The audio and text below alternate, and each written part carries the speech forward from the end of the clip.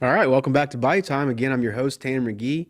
We're continuing our tour of public officials to talk about their efforts to keep us safe during this cold weather spell. Our next guest is Archie Chasson, the parish president of Lafourche Parish. How you doing, Archie?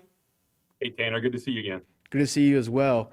All right, walk me through what's kind of happened over the last 24 hours in Lafourche Parish. Yeah, so things were exactly what they thought we would be. We spent the night last night, about 10, 11 o'clock, got on the road with our maintenance contractor, Norris and Boudreaux, and our public works guys, and started to put out that calcium bromide, that de-icing material on a few of the bridges that we thought we were going to have issues with, really focusing north of Lafourche Crossing because that's where the freeze line was really slated to be. So we got that knocked out by about midnight. And then, everything looked good. A little bit of sleep when we were out there, and came through about, I guess, 3:30, 4 o'clock this morning is where the rain shower kind of hit us. But luckily the de-icer worked, didn't have a whole lot of issues on any of those bridges. About 9, 10 o'clock this morning, had a few issues with a couple of the pontoon bridges down the bayou. And believe it or not, the lift bridge and cutoff actually froze closed.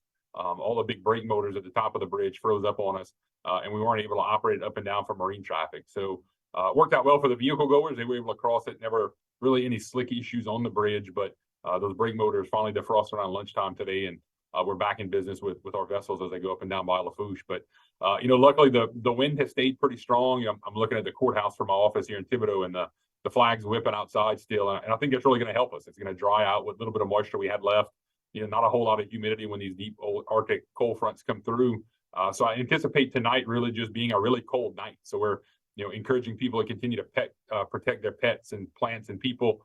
We're going to have another warming shelter opened up tonight at the Race and Ag Center, 115 Texas Street, going to open up at 5 o'clock.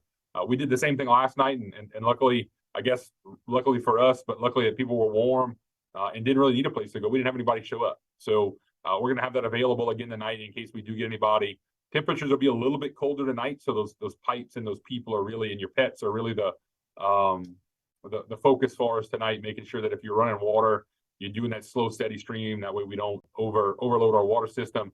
Remembering that generator safety, that if for some reason you lose power, that you're not operating that generator within a closed space, carbon monoxide issues, and as well as space heater safety, that if you're for some reason using a space heater in your home, that you're remembering those safety tips, not putting it near anything that's flammable, not near any blankets or anything like that. And always remember, never use your stove or your oven to really heat your house, especially if you have natural gas. Those fumes can really cause some issues. So I think tonight's really just going to be another cold night, not anticipating any ice or anything like that. We have been in contact with the school board superintendent. Looks like schools are going to be closed again tomorrow, just because of some HVAC issues they're having. Make sure we can get enough heat to the kids. So hopefully Thursday, when it really warms back up into the, I think, upper 30s and 40s, it'll still be frigid, but it won't be those really polar colds in the 20s like we've seen. So overall, I think we did really well. So now it's just a matter of keeping things going through the night tonight. Is there anything else the public can expect to be closed, or it's just the school system?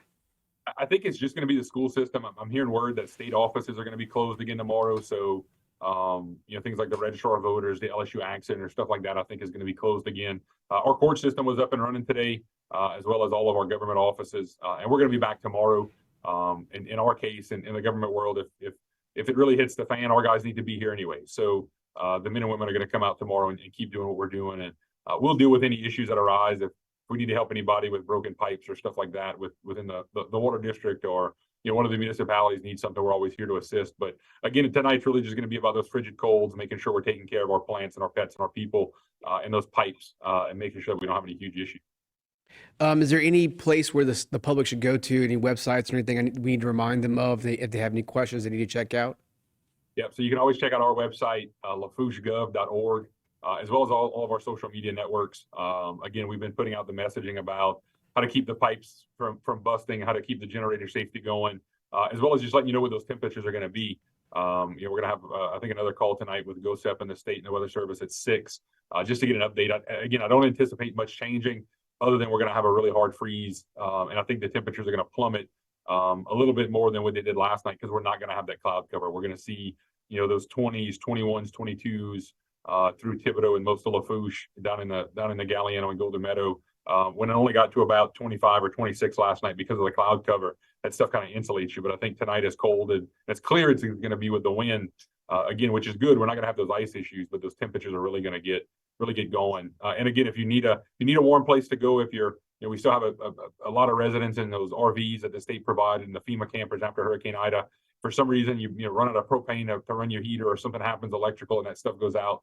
We are going to have that warming shelter available. If you get there and for some reason nobody's there because nobody showed up, like we did last night, there's a phone number on the door, goes to a 24-hour hotline.